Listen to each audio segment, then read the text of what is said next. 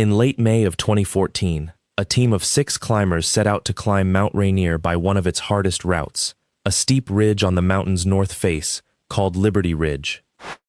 This was not a group of amateurs. 2 of them were professional guides from one of the most respected mountaineering companies in the world. One had climbed Mount Rainier more than 50 times. On the 3rd evening, they called their office by satellite phone from a camp high on the ridge at around 12,800 feet and said they were settling in for the night. That was the last anyone ever heard from them.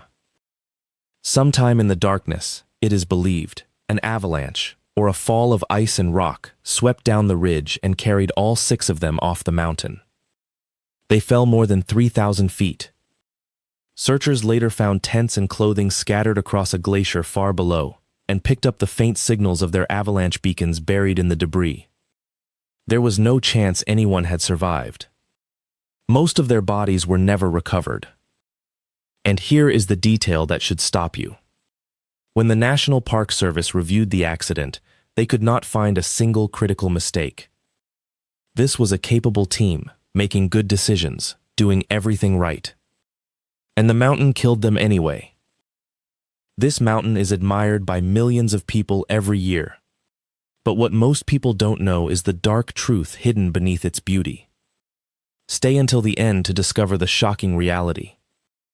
Mount Rainier rises to 14,410 feet in western Washington, the centerpiece of a national park established in 1899.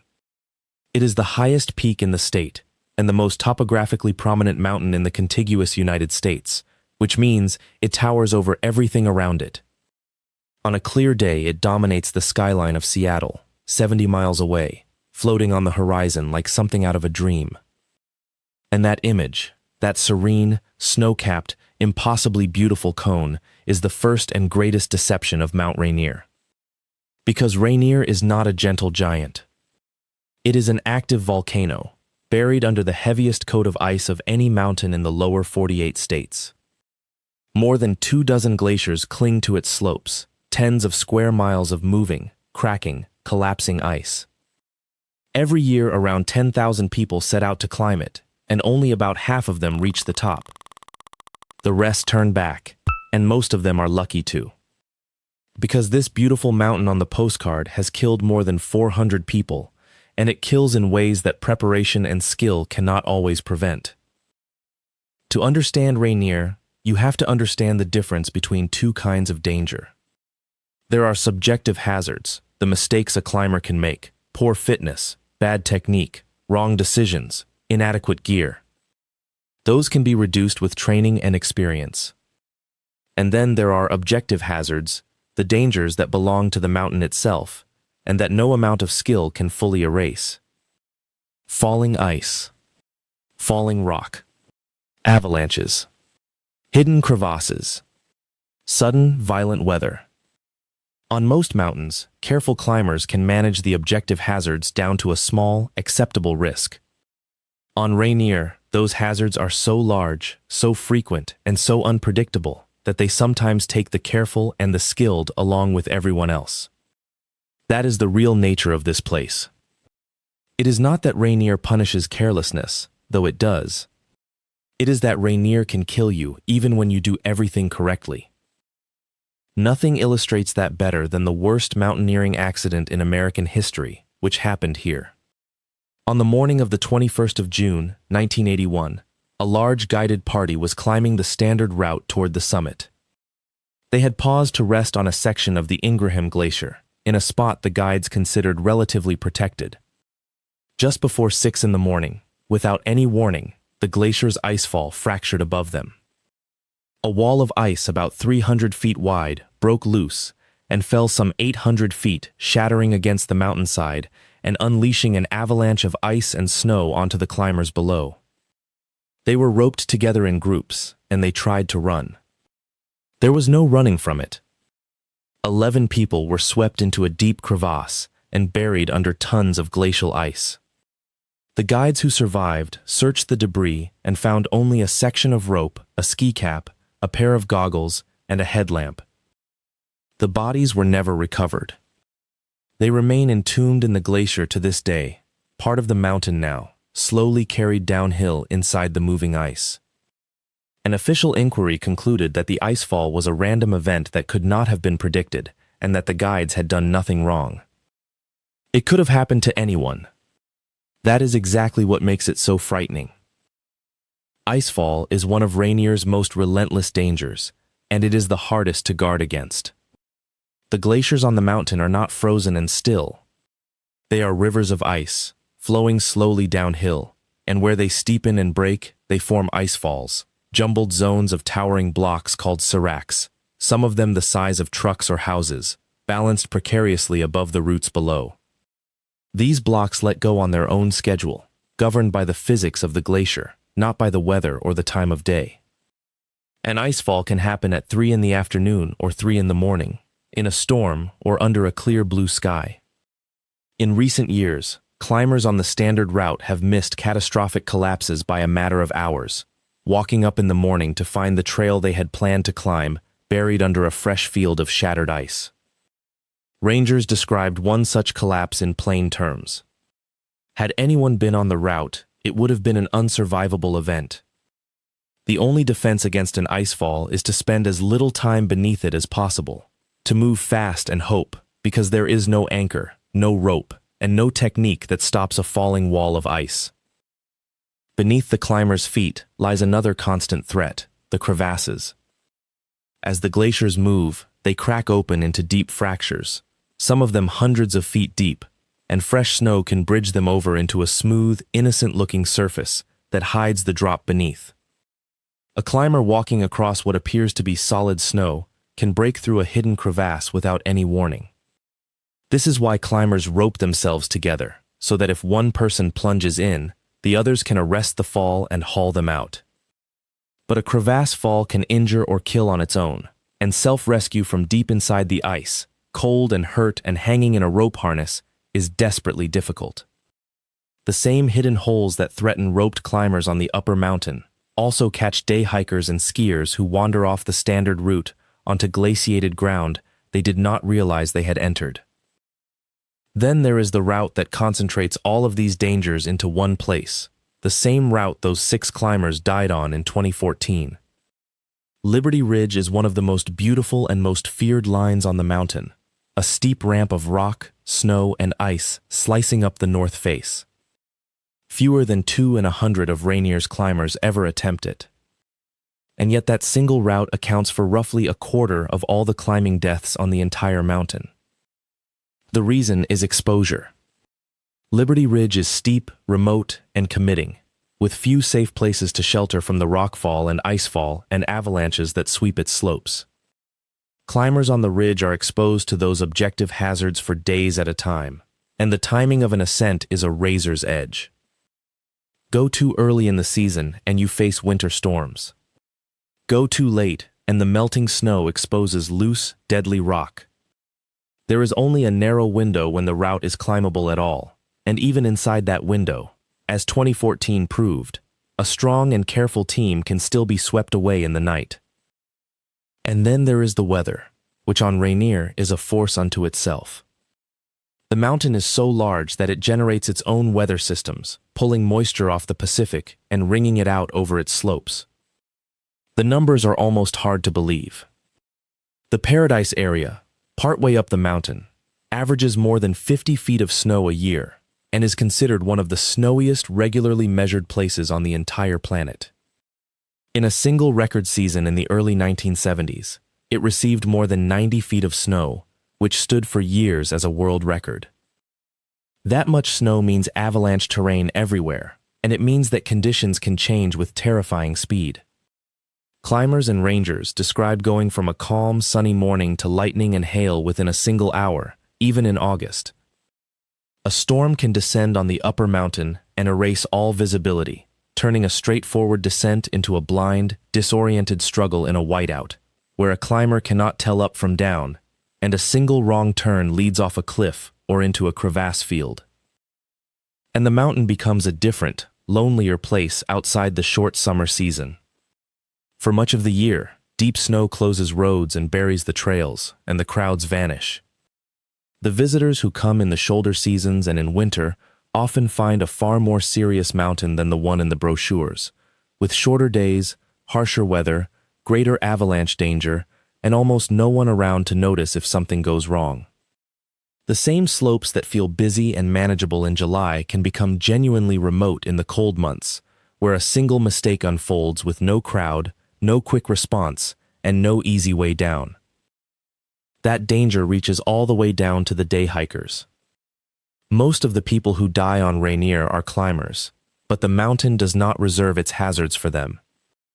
Above the Paradise area lies the Muir snowfield, a long slope of snow that leads up toward the climber's base at Camp Muir, around 10,000 feet.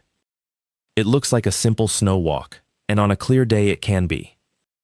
But it is the scene of many accidents, because it draws hikers who are not prepared for what the mountain can do. A hiker in ordinary gear, with no map and no navigation tools, sets out in sunshine, and when the fog rolls in, they lose the route. Wandering to one side or the other, they leave the safe snow and stumble into glaciated terrain, steeper ground, crevasses, ice. People have become lost and died within a few miles of a busy parking lot, on a slope that looked, in the morning sun, like nothing more than a pleasant walk in the snow. There is also the simple, grinding danger of altitude and cold.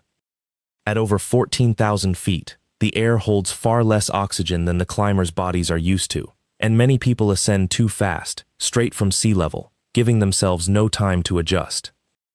Altitude sickness dulls the mind and drains the body, exactly when clear thinking and physical strength matter most. And the cold on Rainier is relentless. High on the mountain, in wind and blowing snow, the temperature can strip the heat from a tiring climber with frightening speed, and hypothermia sets in, slowing the hands, clouding the judgment, making every task harder and slower. A climber who is cold, exhausted, and oxygen-starved is far more likely to slip, to clip in wrong, to misread the route, or to make the small error that, in this terrain, is not small at all. Across more than a century, this mountain and its park have recorded over 400 deaths. Many were climbers, lost to the ice and the falls and the storms of the upper mountain. But many were not. They were day hikers who wandered into terrain they did not understand, skiers caught in avalanches, people swept away by the mountain's cold rivers, or visitors who simply slipped at the wrong place. The victims range from complete beginners to some of the most accomplished mountaineers in the world. That range is the whole point. Rainier does not draw a neat line between the experienced and the unprepared. It has taken people at both ends, and everyone in between, because its deadliest hazards do not care how skilled you are, and its gentlest-looking slopes hide dangers the casual visitor never sees coming. But the deepest and most far-reaching danger of Mount Rainier is not on the mountain at all. It is what the mountain can send down into the valleys below. Rainier is not just a mountain. It is an active volcano, and it is considered one of the most dangerous volcanoes on Earth, not because an eruption is imminent, but because of what all that ice would do if the volcano stirred. The single greatest threat is a lahar, a volcanic mudflow. When heat, or an eruption, or even the slow weakening of the mountain's rock by hydrothermal activity, causes a large mass of ice and rock to give way, it can mix with meltwater into a fast-moving river of mud, rock, and debris that pours down the valleys with enormous destructive force. This is not hypothetical. Around 5,000 years ago, a huge collapse of the mountain sent a lahar all the way to the shores of Puget Sound, more than 30 miles away, across land where cities now stand. That single event removed the top of the mountain and reshaped the entire region. Today, according to geologists, tens of thousands of people live and work directly in Rainier's lahar hazard zones, and well over 100,000 live on the old mudflow deposits of past events. The beautiful mountain on the skyline is, in a very real sense, poised above the towns at its feet. The threat is taken so seriously that it has reshaped life in the valleys below. Geologists monitor the mountain constantly for the warning signs of a coming lahar, and some of the towns downstream have installed warning sirens and marked evacuation routes, and drill their school children on how to flee to high ground. They practice, because Alahar moves fast, far faster than a person can run, and once one begins high on the mountain, the people in its path may have only minutes to reach safety. And the mud flow does not need an eruption to start. A large enough collapse of the mountain's weakened, waterlogged rock could unleash one on an otherwise ordinary day. This is the strangest and largest of all of Rainier's dangers. A mountain so beautiful that people build their lives in its shadow, and that is also capable, in a matter of hours, of burying those same lives beneath a river of stone.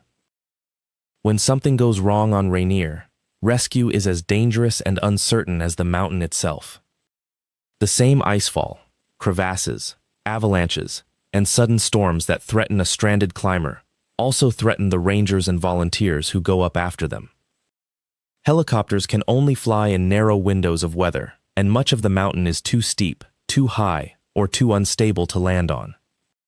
Some rescues are simply not possible, and some recoveries never happen at all, because the ground where a climber lies is too dangerous for anyone else to enter.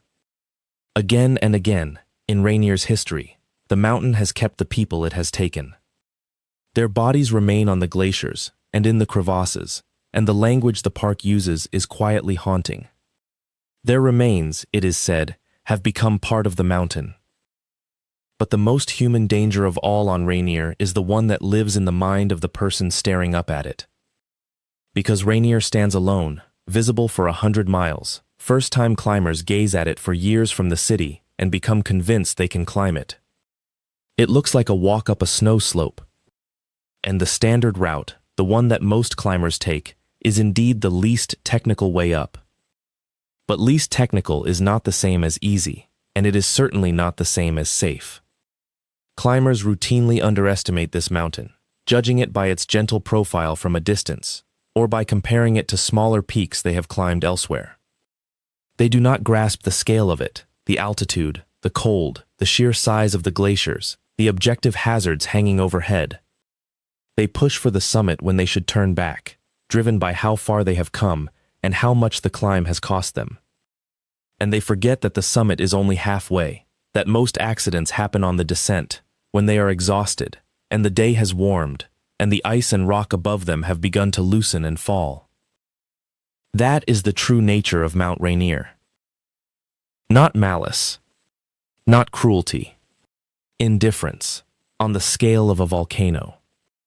This mountain was building and collapsing, growing its glaciers and shedding its avalanches and sending its lahars down to the sea, for tens of thousands of years before there was a city on the horizon to admire it, or a single climber to test themselves against it. It does not know how beautiful it looks from Seattle. It does not know that a team of climbers did everything right. It does not hold back the icefall for the skilled, or steady the crevasse bridge for the careful, or calm the storm for the well-prepared. It simply is what it is. An active, ice-clad volcano, obeying forces far older and far larger than the people on its slopes. Ancient, magnificent, and completely indifferent. And that is not a reason to stay away. It is a reason to be honest about what the mountain is. The climbers who come back down Rainier alive are not the ones who conquered it. No one conquers Rainier. They are the ones who respected it. They trained for years, not months. They learned to read the glacier, to move fast beneath the icefall, to turn around when the weather or the conditions told them to, even within sight of the summit. They understood that this mountain is not a 14,000-foot version of a smaller peak, but a different kind of place entirely, where the danger is often out of the climber's hands. And they carried the one piece of wisdom that separates the climbers who come home from the ones who become part of the mountain. That on Rainier, doing everything right lowers the odds, but it never makes you safe. So the question is not whether Mount Rainier is worth climbing or worth seeing. It is one of the great mountains of the world. The question is whether you understand what you are truly looking at when you gaze up at that serene white peak on the horizon. Not the postcard. Not the gentle giant on the skyline. The real one. An active volcano wrapped in falling ice, cut through with hidden crevasses, racked by its own violent weather, and holding above the valleys below it the potential for a flood of mud and stone that could reach the sea. Rainier will not warn you when the ice above you is about to let go. It will not tell you the storm is coming, or which step will find the crevasse. It only stands there, beautiful and patient, the way it has for tens of thousands of years, waiting to see whether you understood, before you ever set foot on it, exactly what you were choosing to climb.